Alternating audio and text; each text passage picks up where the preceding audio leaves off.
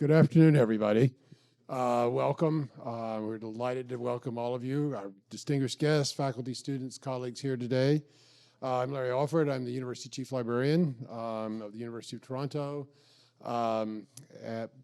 Today of all days, a Truth and Reconciliation Day, I think it's really important that before we begin this extraordinary event today, that we acknowledge this land on which the University of Toronto operates. For thousands of years, it has been the traditional land of the Huron-Wendat, the Seneca, and the Mississaugas of the Credit.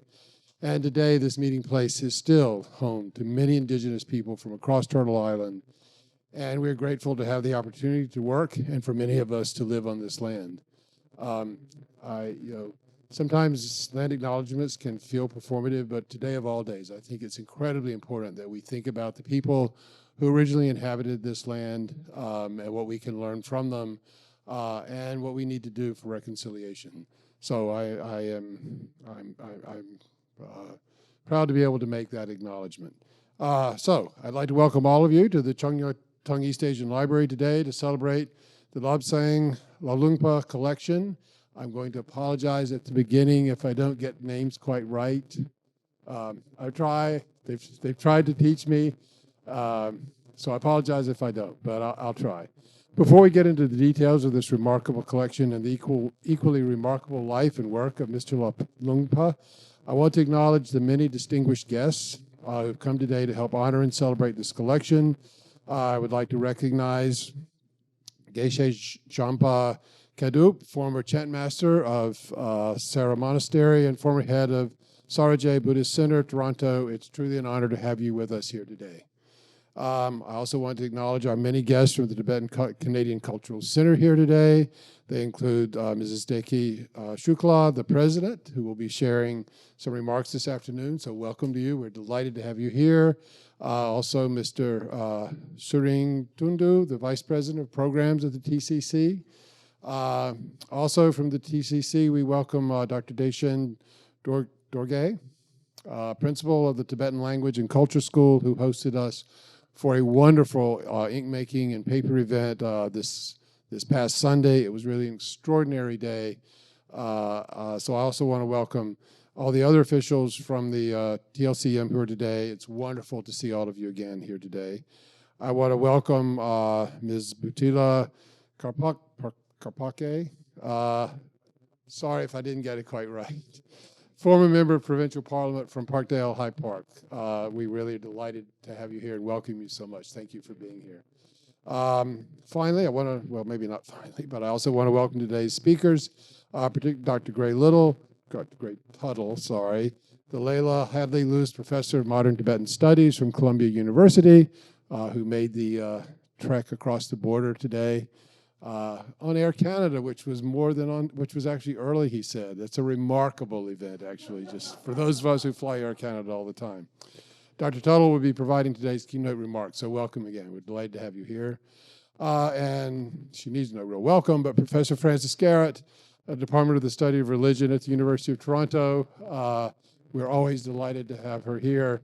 And she will be moderating the post-keynote discussion and question and answer about these materials. Also here with us today, Mr. Tinley Gateso, a PhD student in the Department of the Study of Religion, a former graduate student in the East Asian Library. He has worked very closely with this collection, and we're very, very grateful for his efforts and expertise to help make this collection discoverable and accessible. Dili Yeko, the Tibetan Studies librarian for the East Asian Library at the U of T, who also worked. Sorry, Christina Yako, the Tibetan Studies librarian for the East Asian Library at the U of T. She actually works also at Columbia University, supporting the stewardship of this collection. Christina, it's always great to have you come back here. I'll say a few words in a minute about our partnership with Columbia, but it really is an amazing partnership, and Christina is key to making it work and to working with our Tibetan scholars, students here at the University of Toronto. So today's events would not be possible, however, without Hannah Kim, the director of the East Asian Library. She's put an enormous amount, actually, I should say, of time and work into developing and coordinating this event, which is no easy task. So thank you, Hannah, for all your support. and for acting. I'm going to turn this microphone over to her very shortly to do a much better job for this afternoon's events than I can. I also want to acknowledge Ms. Eleanor Caponegro, a longtime collaborator with Mr. Lhalungpa, who's been instrumental in supporting the transfer of the Pecha collection from Santa Fe, New Mexico to Toronto. And I wanted to recognize Mr. David Marsing, a fellow member of the Sangha with Mr. Lhalungpa. Thank you so much for joining us today. Finally, the family of Mr. Lhalungpa, who have traveled from across Canada, including as far away as Vancouver, to be here for today's events. This includes his son, Sampe and Tenzin Lhalungpa, sitting down here on the front row, Ellen Wiesenfeld, and their children and grandchildren, including Mr. James Lhalungpa, the son of Sampe, Ms. Pima Lhalungpa, the daughter, John Slaughter, spouse of Pima Lhalungpa, and their children, Jetsun and Jada. So welcome to all of you. We're delighted to have you to join us today. But more importantly, we're delighted for this extraordinary gift that will be preserved here for generations to come. So it's just incredibly wonderful that you could be with us here today. We're grateful to Sampe and Tenzin for entrusting to the East Asian Library their father's incredible collection, invaluable collection, and we're really looking forward to hearing your reflections about your father this afternoon. So, as you can see, today's events boast a very full and impressive guest list. This is actually a testament to the tremendous significance of these materials, these very rare materials, these incredibly important materials, and the amazing legacy of Mr. Lhalungpa himself. The donation arrives during an exciting period of growth for our Tibetan studies collections at the libraries. As many of you know, and as I mentioned earlier, in 2023, we celebrated a decade of partnership with Columbia University, with the Columbia University Libraries and Tibetan Studies, Collection Development and Services. This initiative aligns seamlessly with the University of Toronto's role as a leading center for Asian studies, particularly Tibetan and Buddhist studies, and has contributed to substantial growth in our Tibetan studies collection, making it the largest in Canada. Can I get some water? Sorry, my throat suddenly got dry. Put it back. In addition to East Asian Library's holdings, the Thomas Fisher Rare Book Library holds some 70 Tibetan manuscripts and 101 printed books in the McDonald collection, in itself an amazing collection. And this gift today will substantially enrich these holdings. So, I've also lost my notes. Sorry, I'm not doing this very well today. The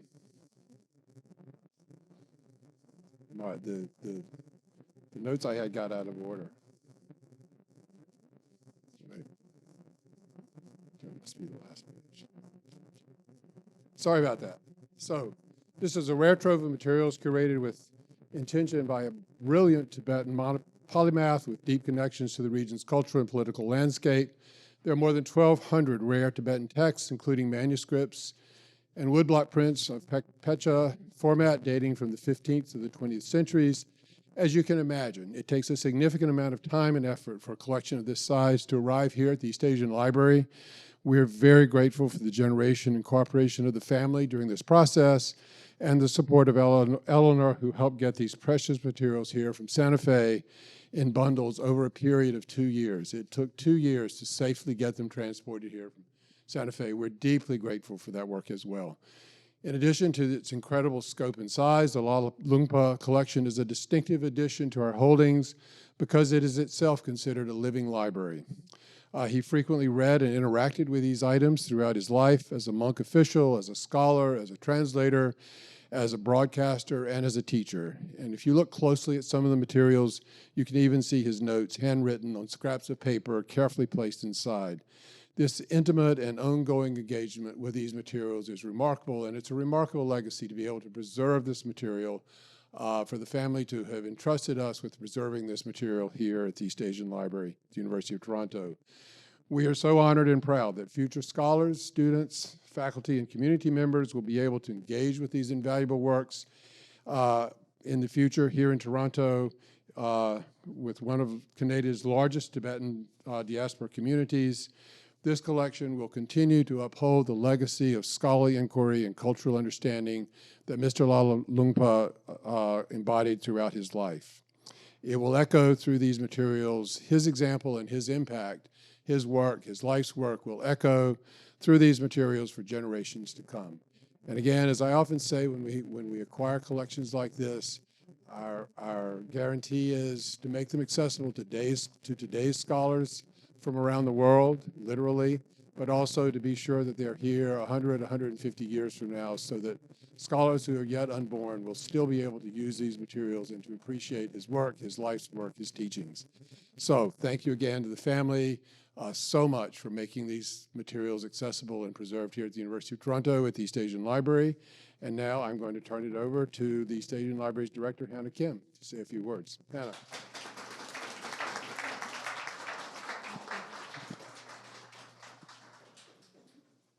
Thank you so much, Larry, for your warm introduction. Good afternoon, everyone. Thank you for all being here. My name is Hannah Kim. I'm the director of the Cheng East Asian Library. It's truly an honor to have you all here today.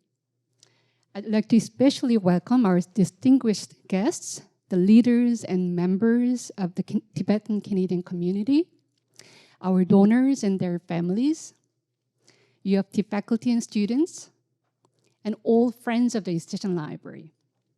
Thank you for joining us to celebrate this deeply meaningful occasion. So today we honor not only an extraordinary collection carefully amassed by Lobsang P. Lhalungpa over 6 decades, but also the life and legacy of an exceptional individual whose work as a monk official, scholar, translator, and educator served as a bridge between the Tibetan and Western intellectual worlds, inspiring generations of scholars and students. I want to extend my heartfelt thanks to Lhalungpa family, especially Sampe La and Tenzin La, for their generosity and trust. Your father's legacy will be deeply cherished here, and we are committed to preserving and sharing it with both the broader community and the Tibetan community. I also like to recognize the family's donation of the magnificent tanka displayed to your right here. Some of you at the back might not be able to see it, but please do take a look at it later on. So once Lobsang P. Lhalungpa's personal meditation piece, donated last year, it was carefully mounted earlier this year with the help of many hands. Some of them are here in this space, following the traditional Tibetan way. So we worked very hard to hang this in a proper way. I also want to recognize Eleanor Caponigro, who just arrived yesterday from the States, whose dedication was essential in bringing this collection from Santa Fe to Toronto, whose collaboration with Mr. Lhalungpa lasted many, many years. I'd like to also acknowledge Christina Diliaco, Tibetan Studies Librarian at Columbia University. Through our ongoing partnership with Columbia, she has supported our Tibetan collections and services and contributed her expertise to stewardship of this very important collection. The work to bring this collection to Toronto began in 2023, as Larry has shared just earlier. By the winter of 2024, we had successfully transported the collection from Santa Fe to Toronto using, I think, air-conditioned, climate-controlled truck, which was a bit hard to arrange, but we were able to manage it. And during the spring and summer, the collection was carefully assessed and evaluated. From the fall of 2024 through the winter of this year, earlier this year, we inventoried the entire set of Pecha items, working closely with Trenli Gacho, who was here earlier, but who had to go to his TA job briefly, and he will be back later on to the event. He is a PhD student in the Department for the Study of Religion and our former graduate student library assistant. So he really devoted many, many hours going through every single Pecha text that we have here. This event would not have been possible without the support of so many people, colleagues I have already mentioned, as well as our donors, the Department for the Study of Religion, the Tibetan Canadian Culture Center and their community, UFT Hidden Storage Project team who are sitting at the back or so, and of course our East Station Library team, very dedicated team, and library administration. Thank you all for being part of this journey. As your MC, I will be guiding you through today's program. We'll hear reflections from family members, scholars, community leaders, and librarians, followed by a keynote talk from Dr. Gray Tuttle from Columbia University, and a conversation with Dr. Tuttle and Dr. Francis Garrett. I hope you will stay for the reception afterward, where we can continue to celebrate together. And now, let us welcome our next speaker, Mr. Sampe Lhalungpa, son of Lobsang P. Lhalungpa, who will share reflections on his father's life and legacy. He is one of the donors of the collection, along with his brother, Tenzin La from Vancouver, who is sitting right next to Sampe La. Sampe La has generously brought copies of his father's translated work, Life of Gandhi, and his teachings. You might have seen those copies at the front when you entered. And his father's biography booklet, provided by the Treasury of Lives in New York, and an article by his father on contemplation in Buddhism, all of which he personally delivered to the library on many occasions this week, last week, and some weeks ago as well. So thank you so much, Sampe La. Let's welcome Sampe La.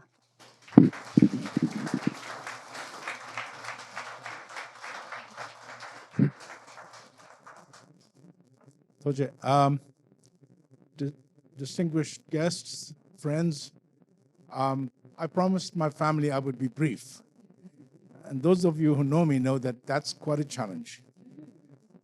There's a lot going to be said later. A lot has been said at a scholarly level. But from the family perspective, I thought I would just provide some sense of what it was like. Because sometimes you get people and there's a public persona and people have a sense and his scholarship and all of that. And that's all of that's very true. But he was a remarkable individual. I mean, when I think about it, he came out of Tibet in 1947. He'd never seen a word of English, but he was very, very bright in Tibetan. And he came out to teach young Tibetan students who were studying in the elite Indian schools, who were to form a vanguard of reform in Tibet, which alas was not to be, but there was this attempt. And by 51, he is actually writing letters in English. You know, he'd never met the alphabet. I think part of it because Tibetan is such a complex language, and he was schooled both at school and in Depuning. He went to a Loselling college, and it's a very rigorous, I tell you, demanding, including physically demanding study. Anyway, so there we are. So he had this background. The thing that I think is interesting is there were a couple of elements to him. One is, although he was doing very serious things, he had a wonderful sense of humor. He actually loved to laugh, and he could laugh at lots of things. And we would make fun of him, and we had little nicknames for him, and he of us. It's not the usual sort of relationship in an Asian family with the paterfamilia, but we were very lucky to have that. He was also an extremely modest man, and I think that's very important. Very few people have heard of him, especially in our community, because he was not into self-promotion and all of this nonsense. Very modest man, and he wanted that his work should speak for him. And I think that's something that we've taken away. A man of great integrity. I in all his life, there was never a sense of any malfeasance on his part, financial or otherwise. He was scrupulously honest, and to the letter. and then a man of interest. So when in his letters, there's a very interesting thing. In 48, he writes to Tibetan who's senior tutor of His Holiness, and he says, here in India and the West, they say that this is the cosmology, because the Western cosmology is different to the Tibetan cosmology. What do you think about this business of this, Earth moving around the sun and all that? And Rinpoche writes a wonderful response back. It's an acme of Buddhist kind of moderation, and he says, well, keep an open mind, just all things could be possible. So there's none of this, okay, no, this is wrong or whatever. And so my father, all his life, he had lots of cuttings and clippings. And if you looked at him, there was the boxes filled with stuff from national, the scientific magazines and things. Oh, he was always, although he was not schooled in the Western, he was always reading, finding out, where we stand. And I think in a time when religiosity has become equated with the closed mind, I think my father and people like him and people hopefully in our tradition are keeping open the other possibility that religiosity does not preclude a critical mind and an open mind, So those were the little gifts. There were so many things, and I know my brother and I talked, but it was his example and the kind of work that we went on to do. I'm not a scholar, but I went into international development. My brother is in the artistic field and cinema. I think the work I did and the way I managed myself, and as I say in India, as a UN Babu, were very much informed, I think, by my father's. He didn't admonish us, but I think his example set that tone. So it's very interesting too. He was a little bit of a nerd, and when he first came out to India, he came through Sikkim, and we know there were parties and that. But my father was one of the very rare individuals in our community, and especially from being of the official class. He didn't drink much at all. In fact, he wasn't really much of a dancer. He liked music. So the party game, my mother tells me, among the party set was to call my dad to party and then try to get him to drink a glass of whiskey. And he was always escape somehow after having a sip or two. And there would be hooting and laughing and I said, I think people said, God, he's so. And then the last story, one of the very senior people in Sikkim got quite, what's the word? Under the weather. And there was a foreign guest, and my father was standing there by the door talking to him, and he says, you see that man? You see that man? Very dangerous man. He said, he's the Martin Luther of Tibet. I think it was a great honor to be the Martin Luther of Tibet. So what can I say? I mean, I want to give thanks, first of all, to his teachers. It's amazing, when he was a young man in Tibet, other people doing parties and things, he was actually collecting. We have text of the teachings he had as a young man of 21. He's not about town. He's actually going to this person and that person and learning from all the traditions, Nyingma, and because my grandfather being Chosu, under 13 Dalai Lama, the training. One thing people don't realize is that Tibetan schools are not, solid walls between them. There's a much more, what I call biological. There are more membranes. Osmosis is possible between the school. And for the Chösur, it's very much a part of their training that they also take training in other schools. Because in the end, it's about the mind, yeah? So these were things that, and his teachers who formed him in Tibet, I think we have to give them great credit, including the school teacher. And if he told me about the school, this boy, if they beat us like this, we could take them to court, But that's what was done. And he wasn't traumatized. He didn't sue his teachers. And it gave him a shell of the discipline, I think. So, and then those who helped later. And the one thing I wanted to say was, once he came to India, don't forget, in 47, India was now independent. So there was a new thinking, and I think that very much influenced him. And the reason he has translated Mahatma Gandhi is because His Holiness also held him in great review. And,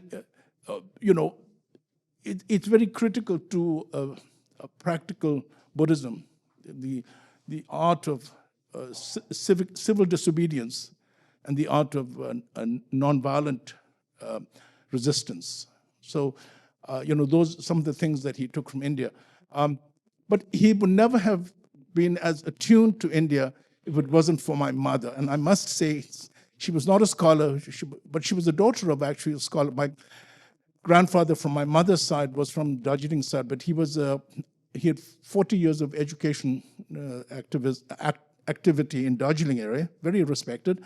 And then the last 8 to 10 years of his life, he taught at Calcutta University, Tibetan. And, my mother went to Loreto Convent, and then she went to Nepali schools, and then my grandfather, anyway, she brought to the team and to my father a deep knowledge of India.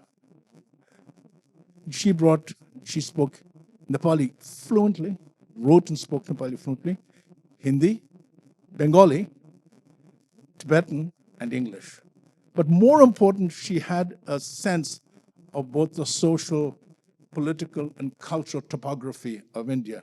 And so my father was also, at the same time in the 50s, interacting with personalities, because he himself was sort of a media person, and advocating for Tibet.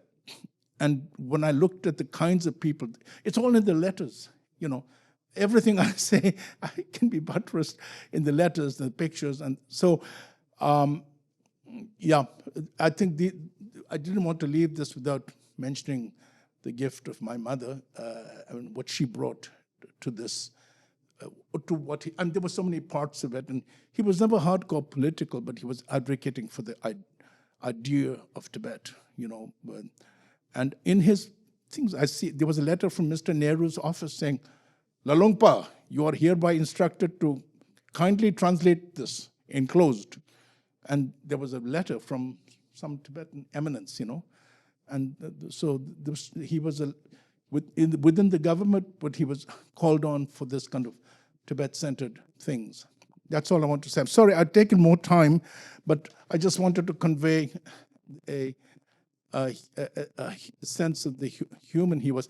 The last thing, he absolutely loved horses. Every day he talked about the horses he left behind in Tibet. And they were not just for personal riding, and he loved animals.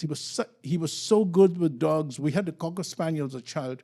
It frequently got its ears bitten by other dogs. And it was my father who cleaned the ears, And he really amazing with animals. I think there was a level of empathy and communication, and that I think again speaks to whatever the impact of his, not just knowledge but praxis.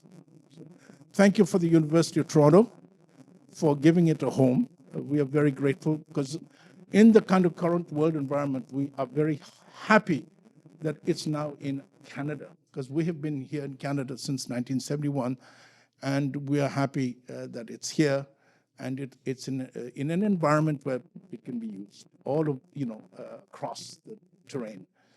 So Tojeche, thank you very much, and that's it. I think my wife's saying enough. Thank you. Thank you so much, Sampela. That was very, very insightful, and only the stories that the close family members would know. So we had the privilege to hear about it. Thank you. So now we actually prepared a special gift for the donor family. So we created 2 identical canvases featuring an image of the Lhalungpa collection, alongside Mr. Lhalungpa's personal library stamp, which we discovered, in fact, on the Pecha items when we were doing assessment work. So we present these with our sincere gratitude. Larry will be presenting these gifts to Sampe La and Tenzin La. So could I invite you two to come to the front, and Larry as well? We have two identical ones, so there shouldn't be any siblings rivalry.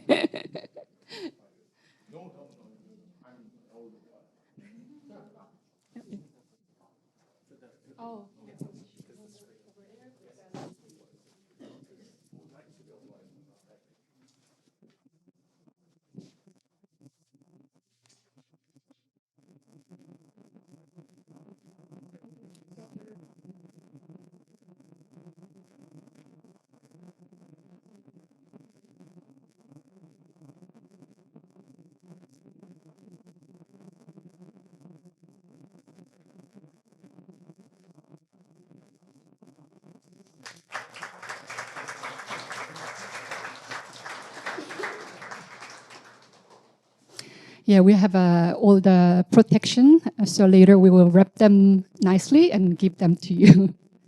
All right, so now I'd like to invite Eleanor Caponigro, who played a key role in safely transferring the Lhalungpa collection from Santa Fe, New Mexico to Toronto. Eleanor is a professional book designer who worked closely with Mr. Lhalungpa on several projects, including the second edition of his translation of Mahamudra, The Moonlight, The Quintessence of Mind and Meditation by Dakpo Tashi Namgyal. She was also a core member of his Sangha in Santa Fe, which continues to meet weekly 34 years after. So Eleanor also shared with me that over the years, some of Mr. Lhalungpa's talks were recorded, forming the foundation for ongoing study and practice today. So please join me in welcoming Eleanor.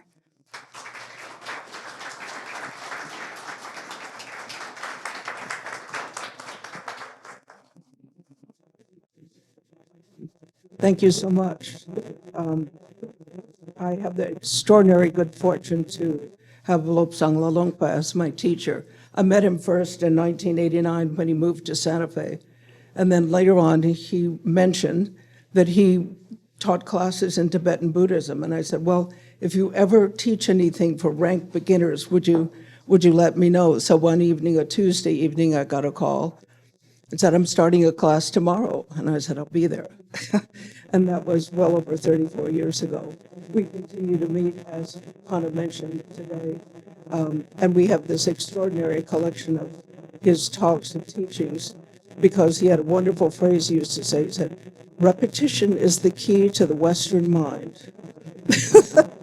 And what I learned over the years is that through exposure and through listening, the richness of what he said, we could not have understood it then. It was only through diligence and wanting to keep at it that it became clear. And I have a feeling that this extraordinary collection that you've been given with all of his notes will serve the same thing to you. It will continue to unfold and bring a lot of benefit to both the university and the community. I hope the community will understand what a rare, rare treasure is here. And apropos all of the tags that you've seen in these photographs, all of these texts I photographed and took notes of their titles. Most all of the thousands of texts had his marks in them, which meant he read those texts, and he would correct a misprint in the text, and he would make his own personal notes. He was very much part of the Rime movement, and he had read and practiced all of these texts because he felt you couldn't understand it unless you had practiced it. And when he was teaching at Haverford, he told us a story about how they asked him if he would teach a course on comparative religions, and he said no, he couldn't do that because he hadn't practiced them all. So he was an extraordinary person, and when he would bring out his text, just the way you'll see it in the photographs, the way he handled it, the way he cared for them, it was a very special occasion. And we were taught that these were the voice of the Dharma, and they were never to be treated lightly under any circumstances. And so it's wonderful that they will be preserved with his notes and other things. Over the years, we tried to find people interested in the collection. Oh, we have this digitized, but you don't have these notes and you don't have these annotations. I think that adds to these very well texts, some of which have come from Tibet. So I would like to thank the university for giving them a wonderful new home. I know they'll be taken care of in a way that we appreciate. And I think they'll continue to be the treasure revealers that they have been to so many generations of students and teachers.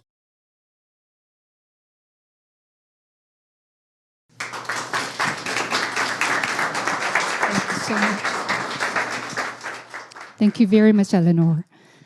So next, I'd like to invite Ms. Deki Shukla, President of the Tibetan Canadian Culture Center and the Canadian Tibetan Association of Ontario.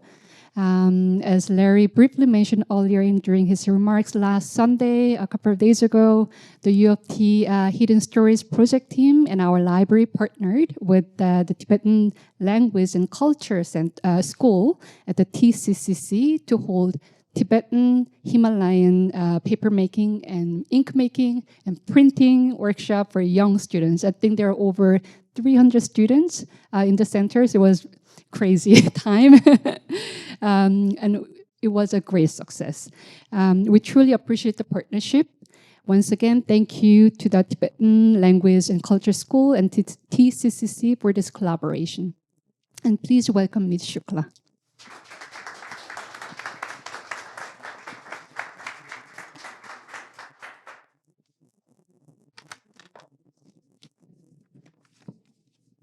Good afternoon, everyone. You're right, Larry and Hannah. You have seen this is a huge contrast from what we witnessed on Sunday, and the gathering being so quiet is quite unnerving. But thank you so much for you to bring that workshop to our Tibetan Canadian Cultural Center and having the children experience what we have lost, what's taken away from us. That's a reconciliation for us. Truth and reconciliation on another note. I didn't know that standing to be the president of Tibetan Canadian Cultural Center would mean giving speech every day at so many different events. So forgive me when I read from my paper, because I had to make sure that I didn't mix my papers and read some other speech from another event.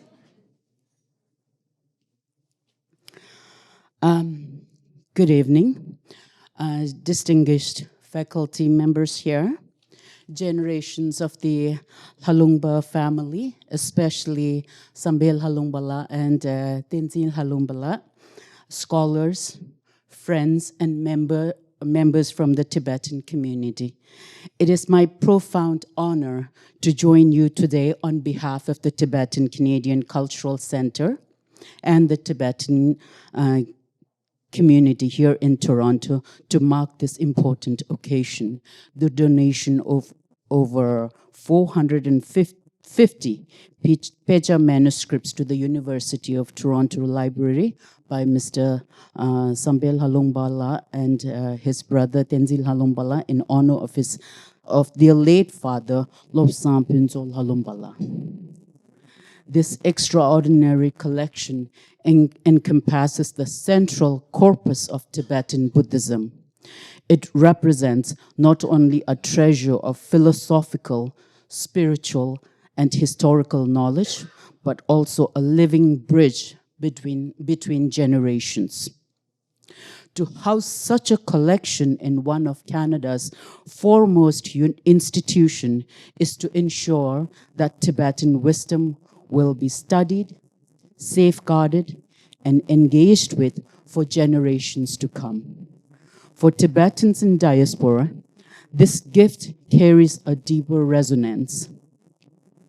Our community, scattered across the world by circumstances of history, continues to face the painful reality of displacement and cultural loss.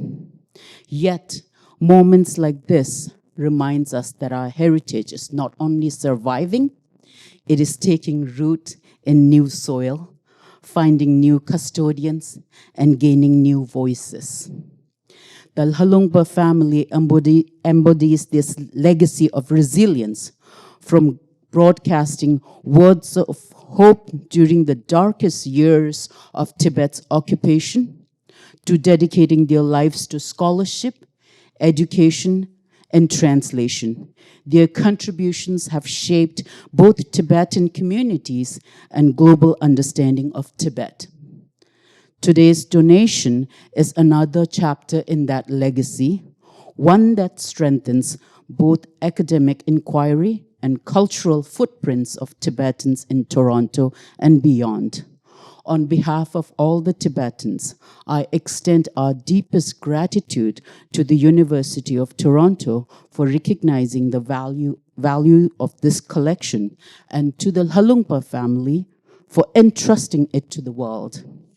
May these texts continue to inspire rigorous study, thoughtful dialogue, and above all, a recognition of the enduring richness of Tibetan civilization. On behalf of the Tibetan Canadian Cultural Centre and the Canadian Tibetan Association of Ontario, we would like to present our holy kata for the two Lhalungpa brothers, and to Alfred and Hannah for welcoming this Tibetan manuscripts and pecha here in your institution. Thank you so much. Thank you once again.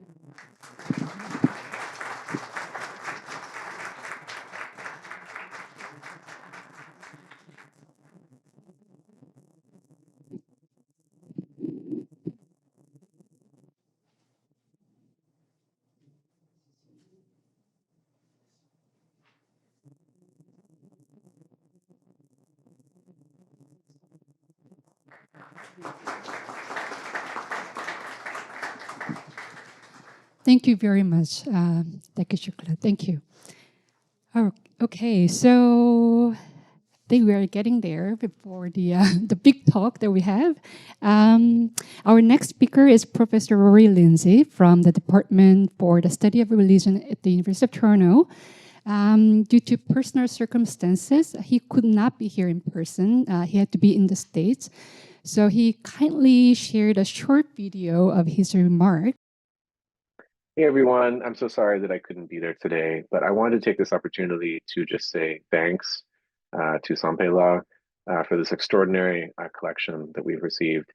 The more that we look at these texts, the more we realize how rare and valuable they are. There are so many articles and even books waiting to be written about these works. We do not have any other copies of some of these texts. These are truly unique and rare, some of these works, and it's just an amazing collection. So thank you so much. We're very, very grateful. And I also just wanted to say something about my experience reading the works of Lobsang Lhalungpa. He was like a really extraordinary scholar. I remember years ago teaching a section of the life of Milarepa when I was teaching Tibetan during my PhD. And we were looking at two translations of this text for comparison purposes. And I can say with full confidence that his translation, Lhalungpa's, is so good, so accurate, and so finely done. He was just an amazing translator, an amazing scholar. And so again, I'm sorry I couldn't be there today, but I'm just really, really grateful for this gift. And this collection is something that we will be able to cherish as scholars for really decades to come, thanks to your generosity. So thank you. And yeah, take care. Okay, so our next speaker is Krishna Diliaco at Tibetan Studies Library in Columbia. Christina supports the development and services of our Tibetan collection remotely through our ongoing partnership with Colombia.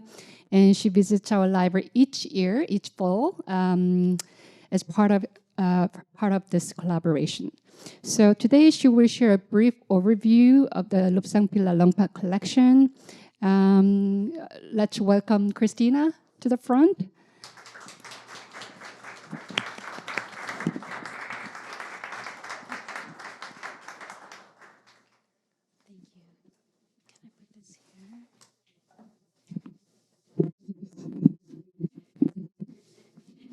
Good afternoon. It's an honor and a real pleasure to be able to gather with you today, especially with the Lhalungpa family and Ms. Caponegro, to celebrate this extraordinary gift to the library. The Tung East Asian Library has the largest collection of Tibetan language resources in Canada, with over 9,000 volumes and holdings, not to mention the Tibetan holdings at the Fisher Rare Books Library with close to 200 volumes.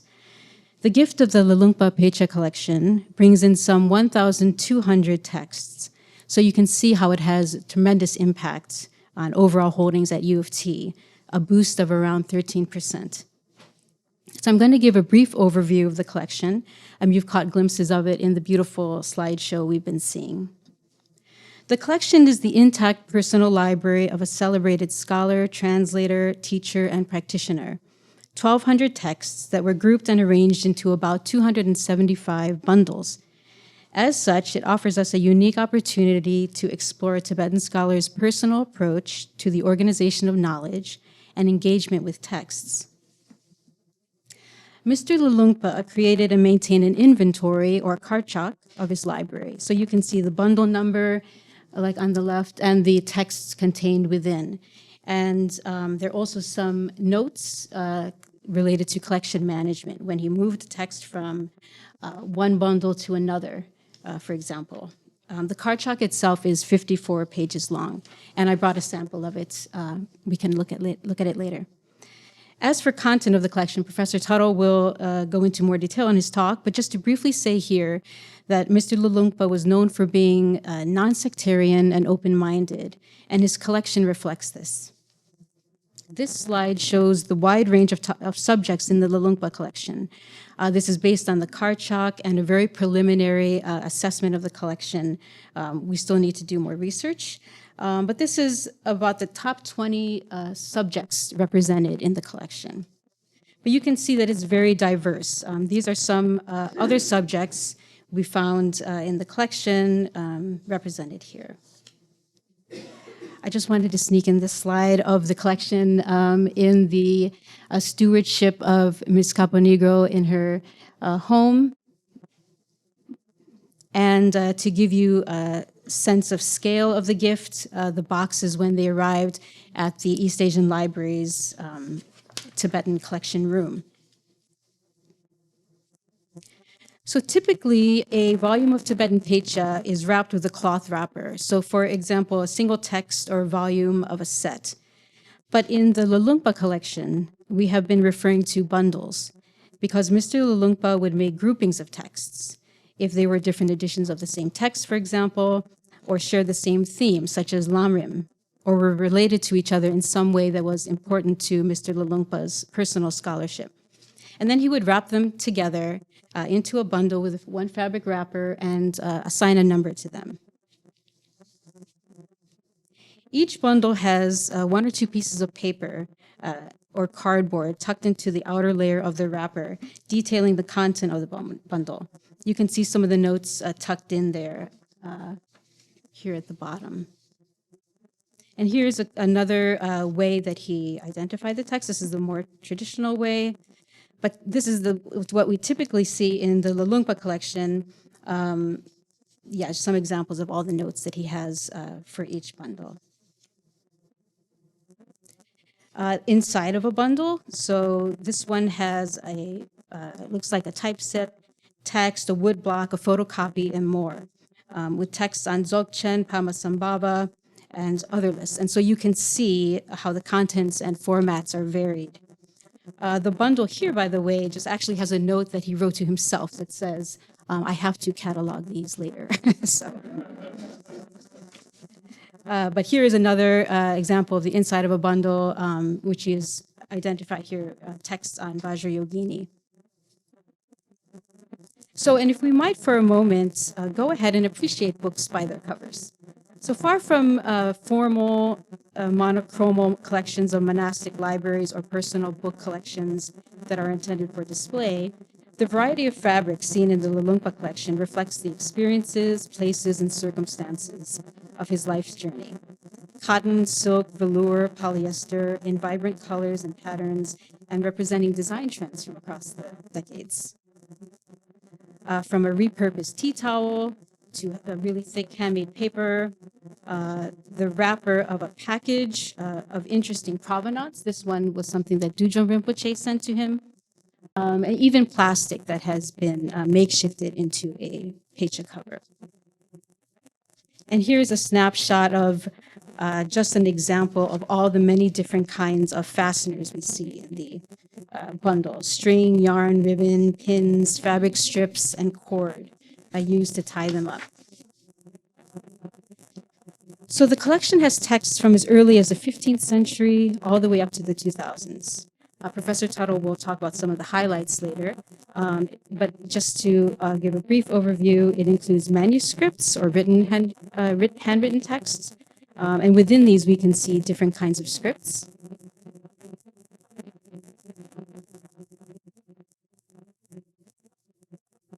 Woodblock prints and reproductions, typeset, photocopies, and some of these Mr. Lhalungpa acquired from different libraries, so this one from the Museum of Natural History, and even manuscripts mixed with photocopies. So here Mr. Lhalungpa is trying to recreate a folio, a part of which has been lost. And I know we have some fans of sewn books in the audience, so this one is for you. Sewn books which are very special and rare. We also find documents, letters, and other addendum in the bundles, such as this page of notes for translation he was working on. Can you see? Yes. Yeah, a diagram of Torma offerings. Yeah, a sketch of his beloved horses. So what is truly special and unique to this collection are insights into how Mr. Lhalungpa engaged with the texts, how they spoke to him, and how they communicate now to us. A great majority of the texts are annotated, some very heavily. The notes here, for example, on the title page of this Pecha include his own index for the text with page numbers, keywords, and themes for reference. Some more page numbers and the seal we see on some of the texts. And we see other annotative markings such as highlighting for key phrases or passages, or he defines word, probably having to do with translation works, whiteout to correct typos, some more use of whiteout, and some doodles. And yeah, if I may just say in this, I'm not sure if Professor Tuttle will get to it, but there is a text that is in the colophon. We can see that it was inscribed. It was written out by the attendant of the 5th Dalai Lama. So this text we can date and trace the provenance all the way back to the 17th century and the 5th Dalai Lama. Mr. Lhalungpa wanted to use this text. He has used whiteout on this manuscript. We also see stickers here and there, sometimes used in text correction or to mark passages. Some of the texts, especially it seems the ones he was using for his works of translations, have copious use of the handmade tags and tabs, as Eleanor mentioned. Some elegant, some cute. Notes in English, such as a translation of a title, and helpful notes for some future reader. So one can see how this collection is not only of inestimable value to researchers of Tibetan religious traditions, but is an important new resource for manuscript studies, translation studies, art history, material culture, bookmaking, calligraphy, paleography, and so on. The texts have been unboxed and processed with metadata on each text carefully recorded by former graduate student assistant Chinli Gyatso. PhD, as Hannah mentioned, he's a PhD student here at the U of T. You can see here the very detailed spreadsheet he filled out. The library recognizes the importance of keeping this collection as intact as possible, not separating the texts, but keeping them in their bundles. Towards this end, we are in the process of having special conservation-friendly boxes made for each bundle, and we have a sample here on the table. Our long-term goal is to catalog the collection to make it available physically. Each bundle will be labeled in a way that preserves Mr. Lhalungpa's original numbering. The collection will be accessible not only through the online catalog, but also through the original hand list. Another hope for the future is to digitize the entire collection, not only for preservation purposes, but so that it can be accessible to a wider audience, and in dynamic ways, such as being able to search text using OCR. In preparation for such a project, we have worked with Internet Archive Canada, whose office, by the way, is right here in Robarts Library, who scanned 3 texts as a proof of concept. And so here's what it would look like in the Internet Archive portal. This is the Mahamudra text that evidently was one of the most consulted in his collection. So it is a vision for the future. As Sampela said on Sunday at the Traditional Knowledge Workshop, these are not just a bunch of books. It is living, tangible culture, a link to shared history and heritage. By generously entrusting this gift to the library, the Lhalungpa family has offered to the university, to the local and greater Tibetan community, and to practitioners, scholars, and translators worldwide, a precious resource for now and for generations to come. Thank you.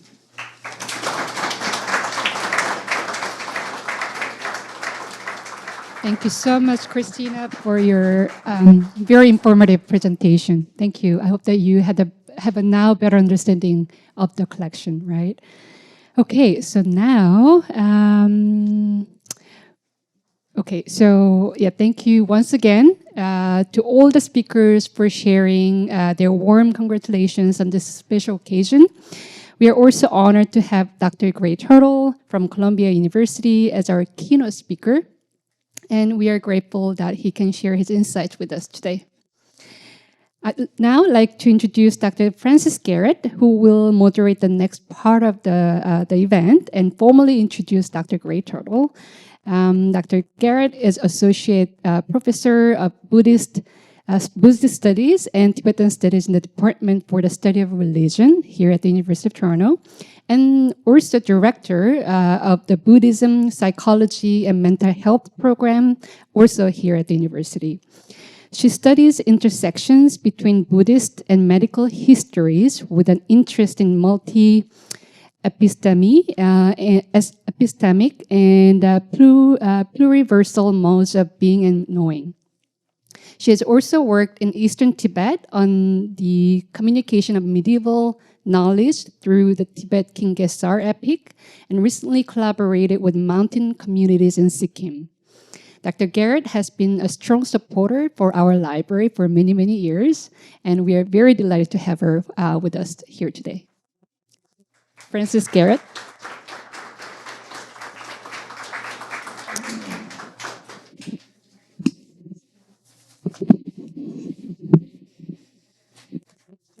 Thanks so much. Welcome, everyone.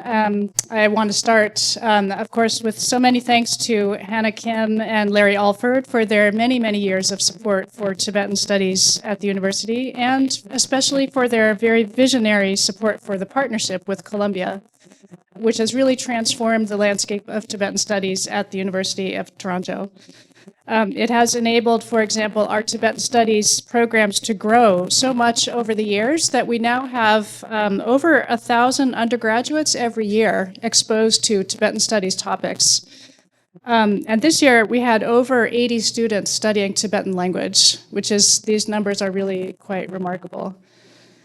So this is all thanks to the library, but also thanks to the enduring generosity of the Tibetan community in Toronto and beyond.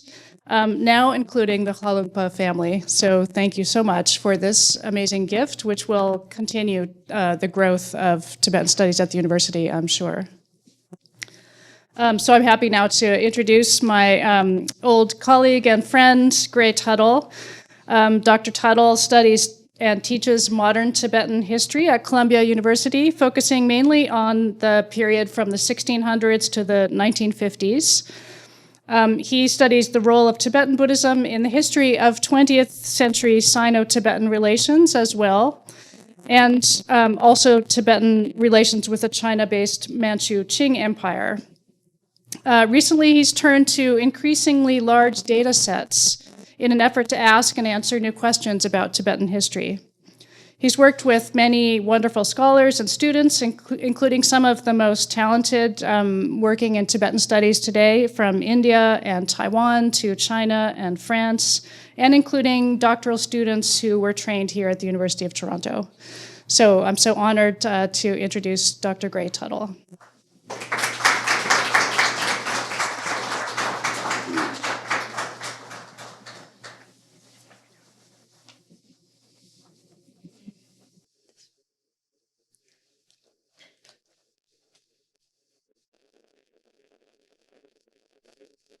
Thank you, Francis, for a very kind introduction, and thank you all for being here. Can you hear me okay? Let me just leave this here. Great.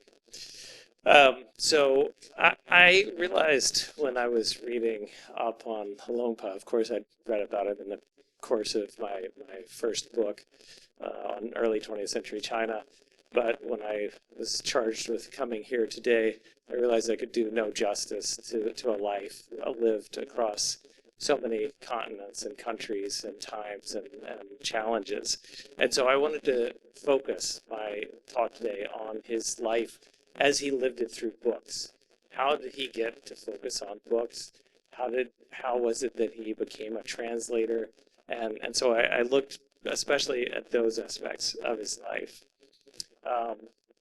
And I think that when talking about the life of Lobsang Lhalungpa, the words of the Karmapa, even before his translation of Milarepa's life came out, are so accurate. And we've seen that Tibetan document flashing up on the screen, but this key line of it that I thought was really important, and that is that he was a translator who's been sharing his hard-won knowledge and experience with other fellow beings. And I think that so well captures what his life was all about.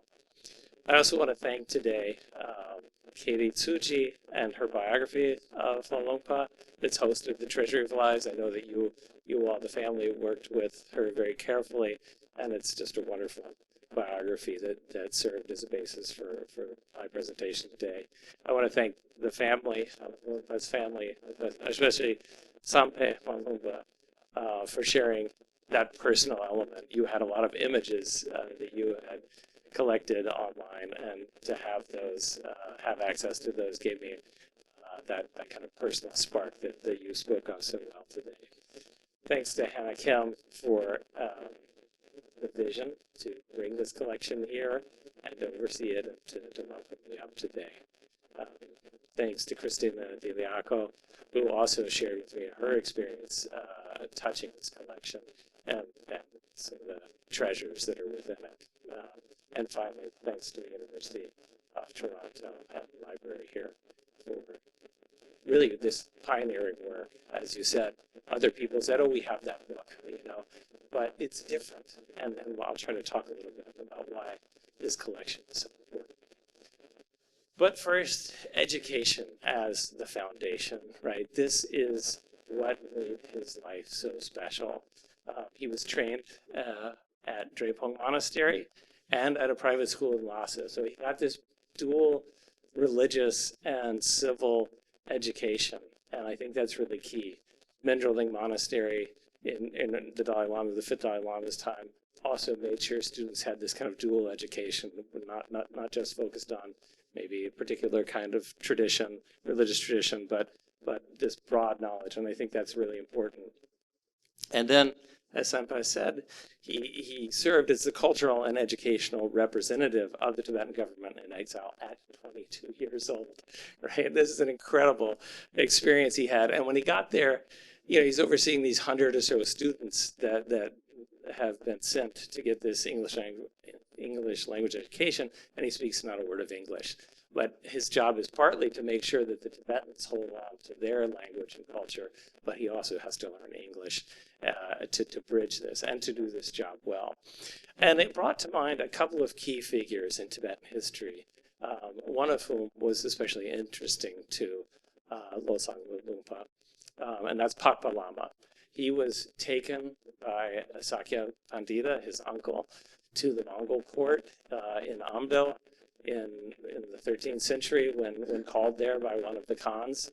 And then he traveled with Kublai Khan to the court and became a very important representative figure. But his ability to bridge those cultures, because he was raised biculturally, bilingually, probably trilingually, who knows how many languages he mastered, but certainly Mongol and Tibetan being key in that. And then the other Lama who reminded me of Lobsang Lhalungpa is the Jangyal Lama, who was captured in 1724 in a Cheng incursion, fighting off a rebellion from the Mongols. He was captured from his monastery, but brought to the court in Beijing and raised in this similar kind of monastic and secular education. He was educated with the Qianlong Emperor in Beijing, and he spoke Manchu, Mongol, Tibetan, and Chinese. And he used this multiple linguistic knowledge to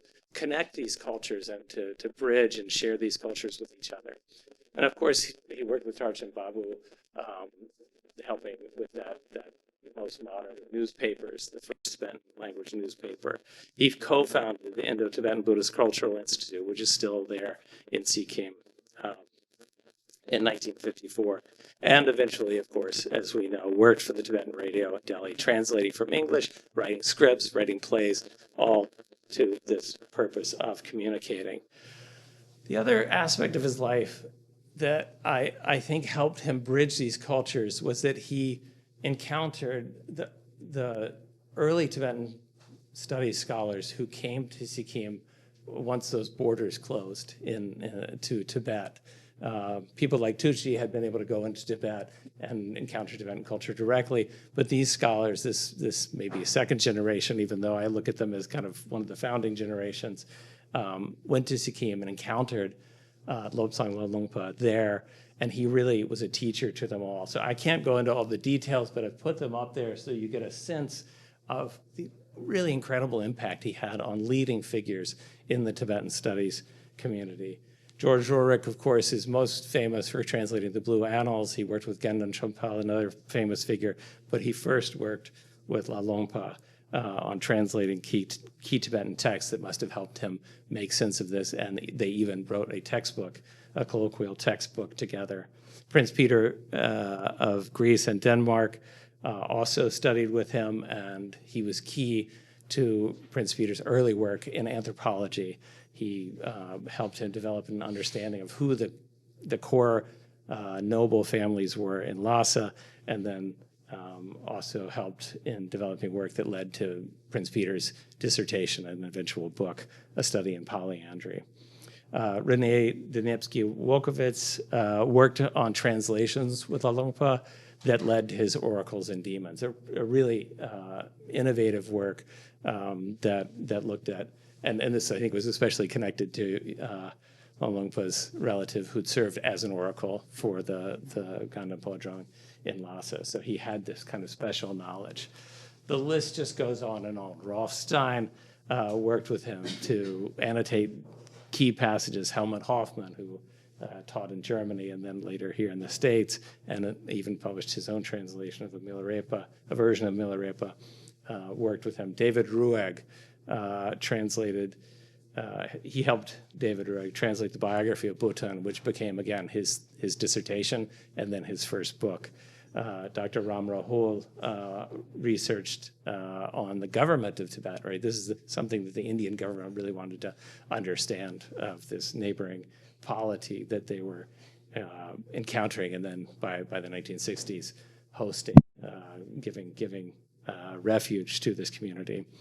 And finally, this is a figure that I didn't know about in Tibetan studies before. Peter Crossley Holland worked with him on developing liner notes for UNESCO as early as the 1940s, and then kept, through his inspiration and his continued contact with Lhalungpa, especially in his role in the New Delhi office and the radio, kept bringing out recordings of Tibetan music, folk music, nomadic songs, and so forth. Just a huge treasure trove that Lhalungpa gave him access to. So I think of him as a scholar's scholar, and there are very few Tibetans who've played this key role in helping Tibetan studies scholars develop their knowledge. You know, there are individual scholars who worked with individual teachers. Gene Smith and David Jackson worked with Deshong Rinpoche here in Toronto. Thupten Jempa has worked very closely with Don Lopez. You can't hear me? Okay. Pema Boom has, our own Pema Boom down in the New York area has worked with Janet Gyatso and so many other scholars. But Lobsang Lhalungpa is unique in having contact with people, 9 different countries across 3 continents. And he's just had this massive, and I think understudied and understated impact on these. And when you see where these leading scholars ended up and how they got their start with him, you realize something of the crucial impact that he had. I won't go into all the details, but you can see them here. In terms of his own scholarly output, I think he was inspired by both, his own teachers in Tibet, but also, and particularly his these contacts that he made among the Tibetan studies community, because he's trying to bridge this knowledge and bring this knowledge to the West. So this Buddhism in Tibet, which I looked up in the Path of the Buddha, I think it may be on the Internet Archive, or I was able to find it, 1956, right? This is a very early article, but it's still great, it still really captures it. It's really hard to do that, right? Buddhism, all of Tibet. He was the only Tibetan represented. Most of the articles are from Japanese or Chans and Chinese practitioners or whatnot. He was the only Tibetan, and so he had to, in one article, capture all of the Tibetan path. That's really a tricky thing to do. He played this major role in developing Tibetan language texts. These first couple were for the Tibetans who were coming into exile. He had a major role in the education of these exiled young people, but also for teaching foreigners how to learn Tibetan, both, as I mentioned, with George Roerich, but also later, again, with Mel Goldstein and Gaelic Rinpoche.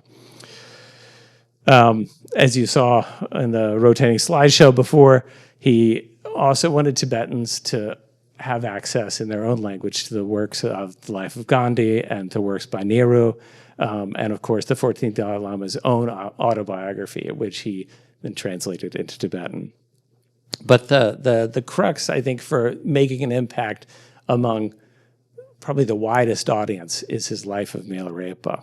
And then, of course, as someone has mentioned, the Mahamudra text, the quintessence of mind and meditation, was his other really important religious translation. But just to get to this life of Milarepa, as Rory said, it's a text that we all use to teach Tibetan Buddhism. And I also learned about Tibetan Buddhism probably first from this text. It was at least the first academic text that I was assigned about Tibetan Buddhism. And I've thought about, what made him focus on such a key text like this, to have the insight to select a text that would be accessible, draw people in, but also open people's minds to so many different aspects of Tibetan culture.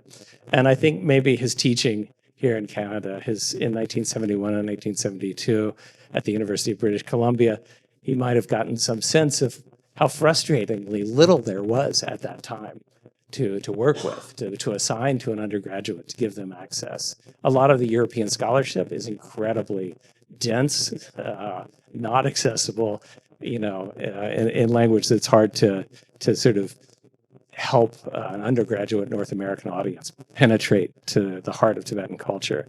And luckily in the 1970s, a translation group asked Lhalungpa to help them First, they were going to translate Bacot's 1925 translations, a French translation of Milarepa's life. And once they got looking at it, they realized they needed to start from scratch. Maybe he'd heard David Snellgrove's criticism of Helmut Hoffman's translation as well. And he just started from scratch and tackled this text on his own. And there was a passage from his introduction that I think really captures the challenge that he faced and excelled in resolving, right? He said, it requires not only the mastery of two languages and a profound knowledge of the Buddhist tradition, but also the ability to reconcile and put into words two views of human experience and psychology, which are so fundamentally different as to appear almost contradictory. And there's one story from Milarepa's life that kind of makes this point. When Milarepa dies, there are these rainbow lights, up in the sky, in the heavens, that kind of portent of the importance of his life and his significance. And one of my students said something like, "What does this mean? What are we supposed to make of this?" And I said, "Well, Google it. Google it, see what you get." And he Googled it, and he pulled up these images from the Himalayas that illustrated what happens at high altitudes when ice crystals reflect light in a certain way. I'd had this experience myself, seeing these fantastic luminescent lights in the sky at high altitudes. But if you live in the US, the lower 48, you're not high enough to encounter this kind of thing. So his very words helped bridge, and then Google's search engine that could produce these images, helped bridge this gap between these two different views that my student thought was wild fantasy that turned out to have a kind of scientific basis in the way that light hits high altitude snow crystals. 1977, he publishes this work, and it's so important in Tibetan studies and introducing Tibetan culture to so many audiences that you see it's republished again and again all through North America. I have my own story about that text, but I'll save that maybe for later. In terms of this collection of texts, I wanted to update my figure of 1,200 texts. Trần Gyatso mentioned to me, standing in the back before the talk, that he'd found 1,700 texts in the process of actually taking apart and looking at each one of these texts. So this is a really incredible collection, as Christina has done such a good job already introducing, and you see the handwritten text and his own handwritten guide there at the end. A few of the jewels of the collection that I want to point out are this unique illustrated text based on the Epic of Gesar. This is really exciting, and it seems like it may have been especially developed just for Lhalungpa.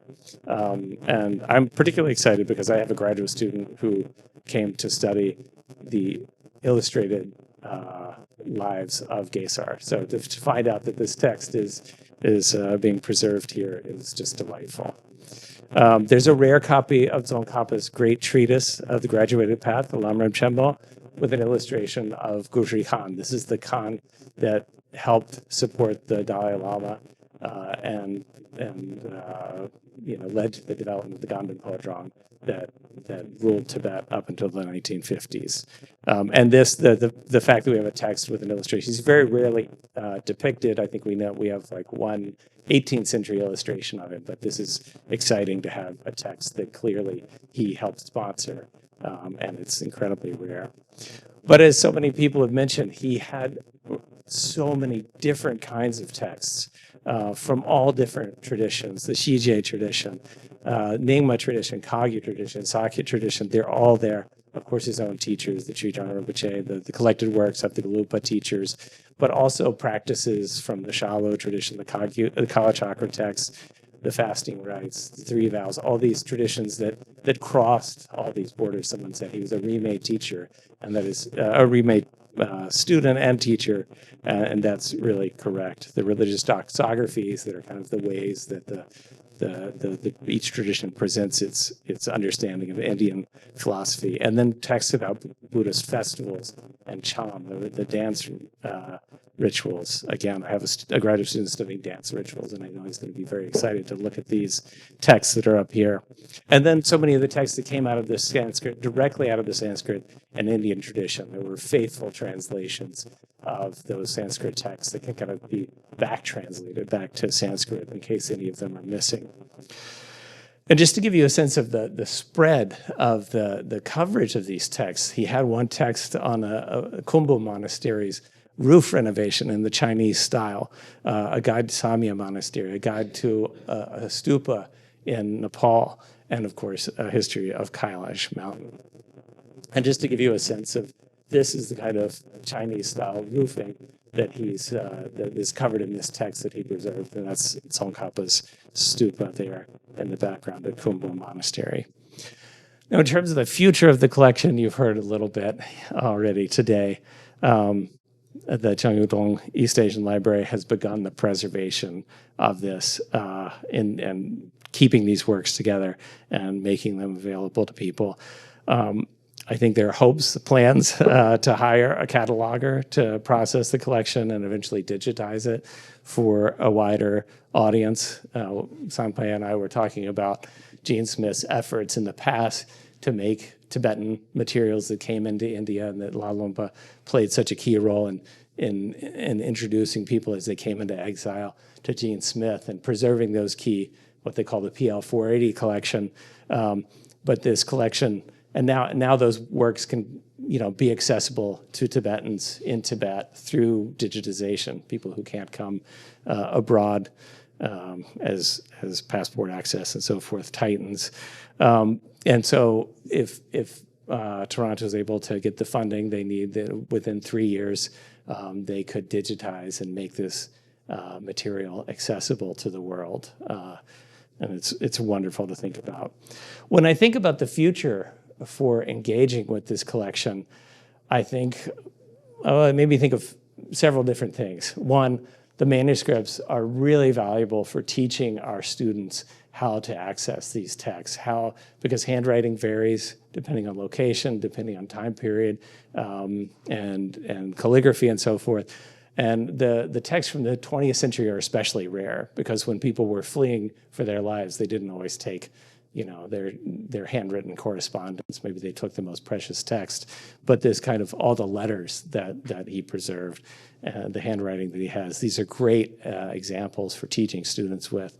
There are also these rare and unique texts like the illustrated Gesar text that I think will attract a lot of attention from scholars from around the world. But his detailed annotations, I think you're right to point that out. I think this is an aspect of his life and his interaction with these texts that is really valuable to us. And when I think about these bundled texts, as soon as Hannah and Christina told me about these, I thought of Emily Dickinson's poetry. When she wrote her poetry, she rolled them up in bundles and tied little bows around them. And unfortunately, when they found the trunk full of her poetry, they separated them and they decided how they wanted, they being probably the men who inherited her collection.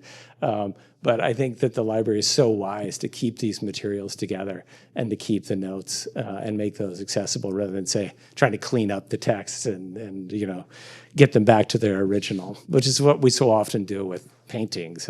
We want to restore them to their original form, whereas the Tibetans who live in those places and who interact with those Tibetan paintings, they may have their own ideas about what conservation means.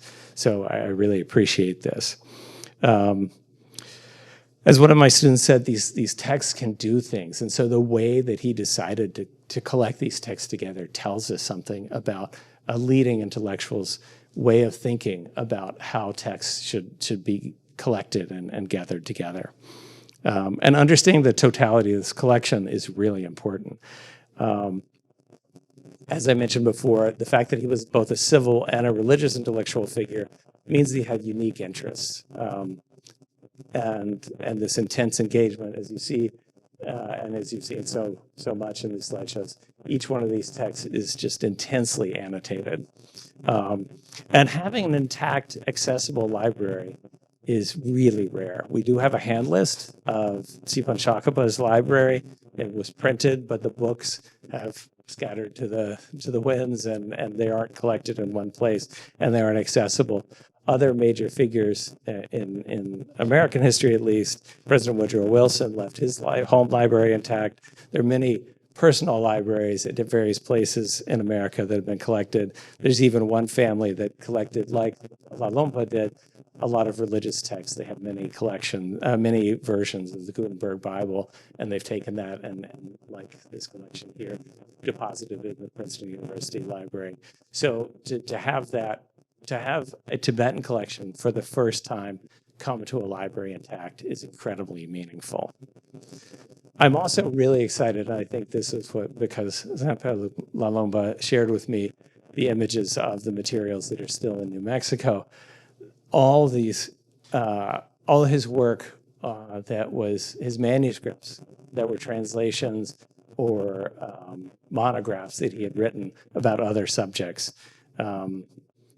The oral tradition of unsurpassed wisdom, the life of Chogyal Pakpa, that figure I mentioned that reminded me so much of Lobsang Lhalungpa's life, and these original works like the history of Buddhism in Mongolia, how Buddhism prevailed in Tibet, Tibetan monasticism in Tibet. These works, as these hopefully become available later, we'd love to see them, getting published, made more accessible to a wider audience as well.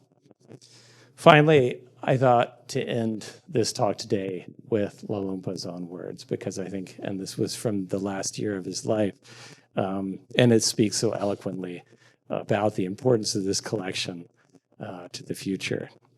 As for the survival of our culture, this writer feels that the destruction of Buddhist temples, monasteries, artifacts, and books does not necessarily mean the end of the Buddha Dharma. The real extinction can only happen when the culture no longer lives in the hearts and minds of our people, and when it degenerates into a hollow form of a merely academic subject. So I want to thank everyone here today who's kept it alive, kept this collection alive, keep bringing it into the future, and hopefully all of us will keep tapping into it and keep keeping this collection alive to envision the world that Lobsang Lhalungpa envisions, that we do not let this become a hollow form or merely an academic subject. Thank you.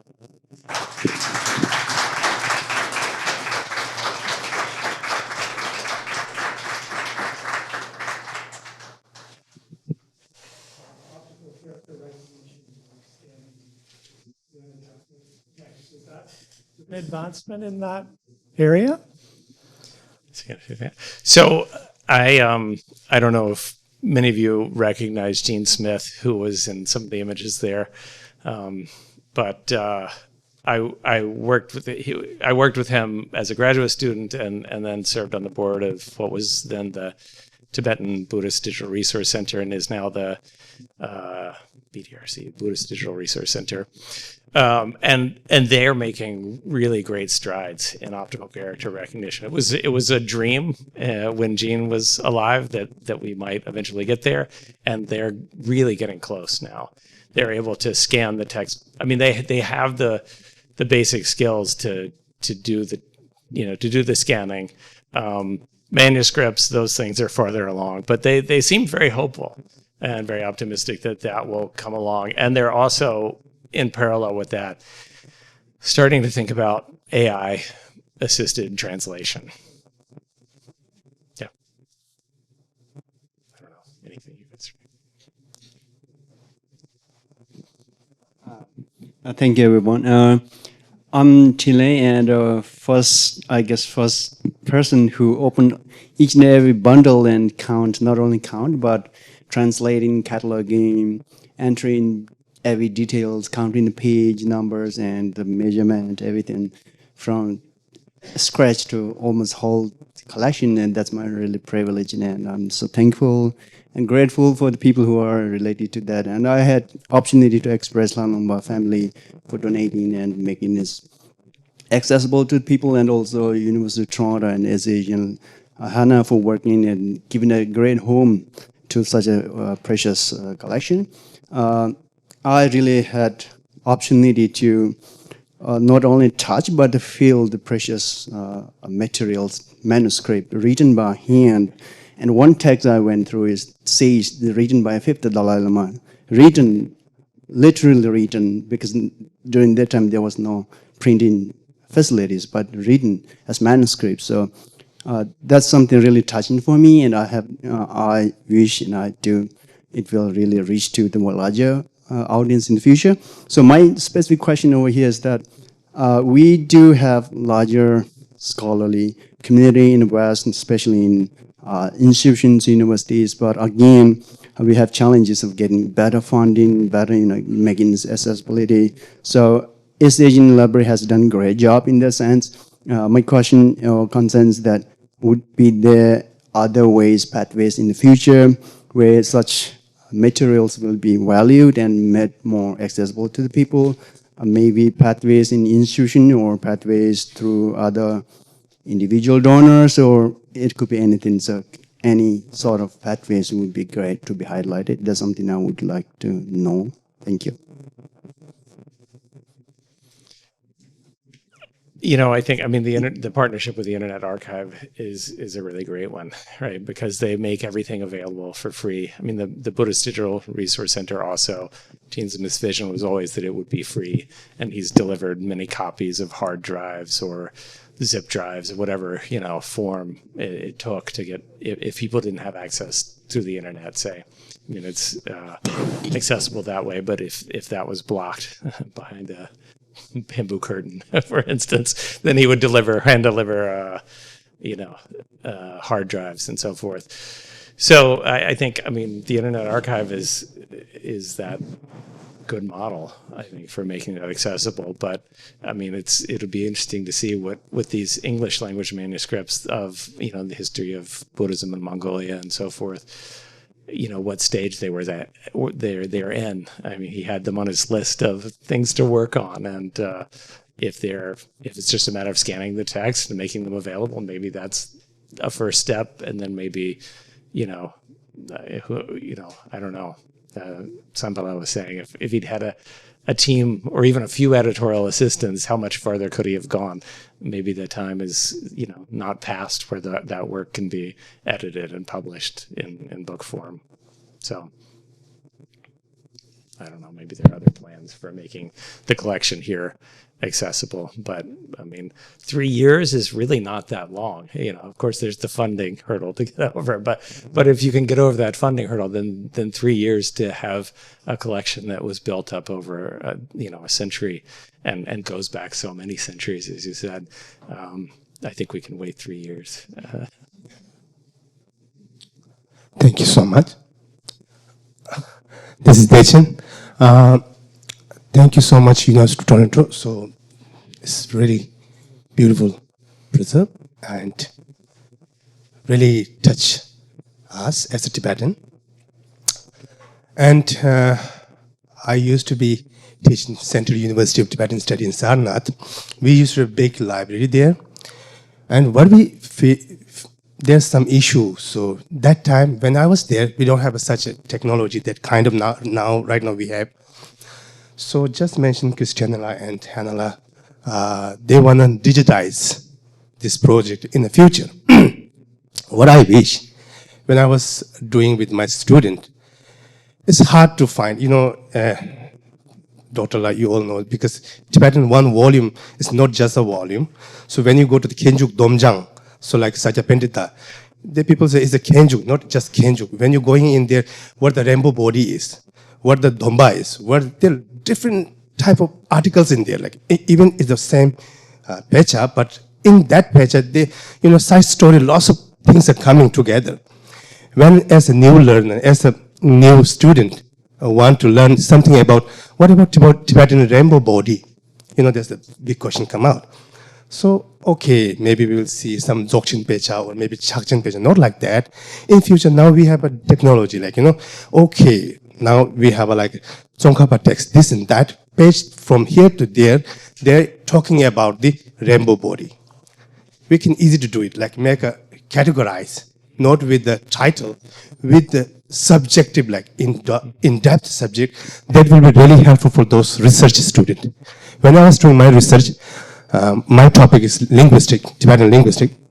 That's very hard to get resources there. So I have to go all book. Then I have to find, okay, now, even there's something like a Buddhist book, Buddhist philosophy book, there are few chapters talking about Tibetan linguistic. Really deep and fine, refined there. Better than some grammar book, what we have now. There are lots of Tibetan grammar and linguistic book, but some article in that different philosophy book, they're also talking about the Tibetan linguistic. So this kind of idea we need to more, before we don't have such a technology, now we have. So if you're doing digital something, not just about the topic, not just about the volume, especially about the topic, if you can touch like, then it will be more helpful like us. So this is my request, and this is my, and one more questions here.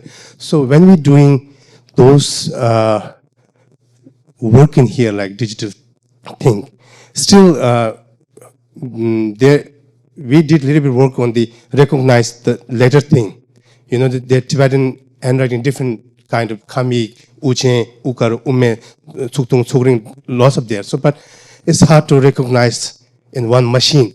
Still we have an issue. Still it is sorted out or still working on it? I want to know. So if this sorted out, then Leila will be very helpful when he do like all scanning, so easy to recognize. Otherwise, it's really confusing because Tibetan handwriting has so many different. This is my last question. Thank you so much.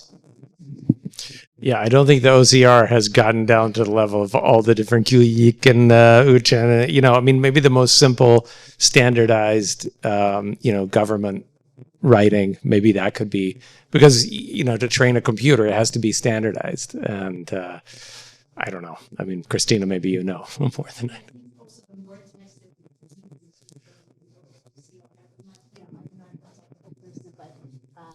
It's more opportunity for it to learn how to read those, right? If working with a specialist in those texts, it can train the reader how to, actually that's not about, that's about, how to read certain scripts. So this collection of, over, 1,500 texts then will contribute greatly to that sort of training model. Mm-hmm.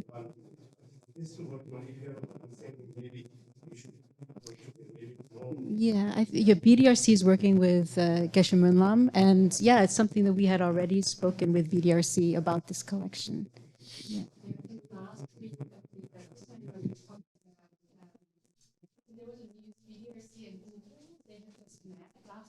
talking about the OCR technology.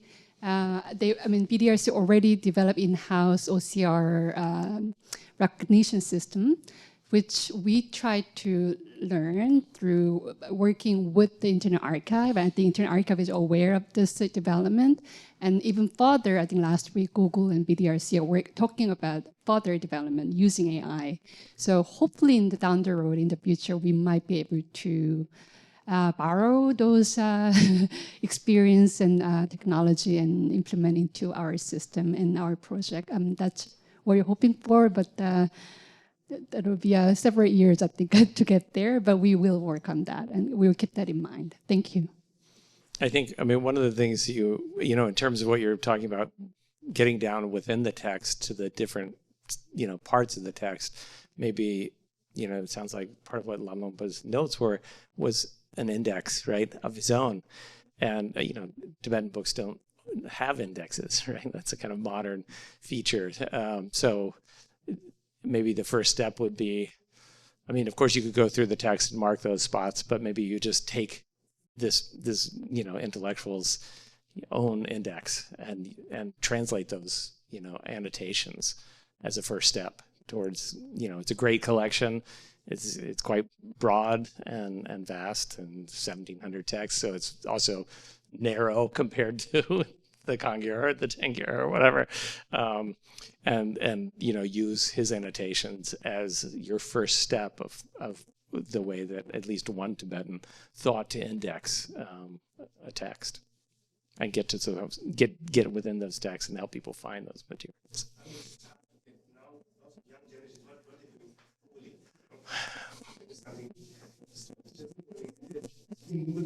There are lots of information there, and it's a confusing time.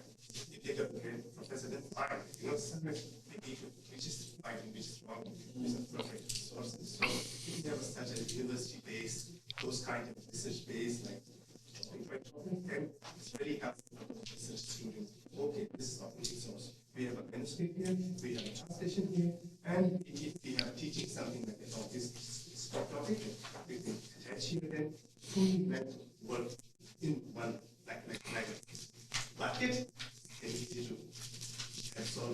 Other students wasting lots of time while getting there, especially in Tibetan studies. Yeah.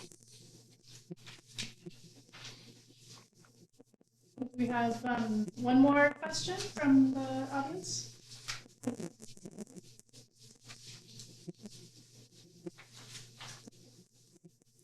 If not, then please join me in thanking Dr. Grace Tuttle. Thank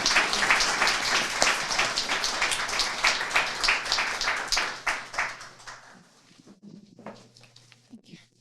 Thank you so much, Dr. Grey Turtle and Francis Garrett. Thank you very, very much. Please give a big round of applause once again. Thank you. Thank you. Now I'd like to...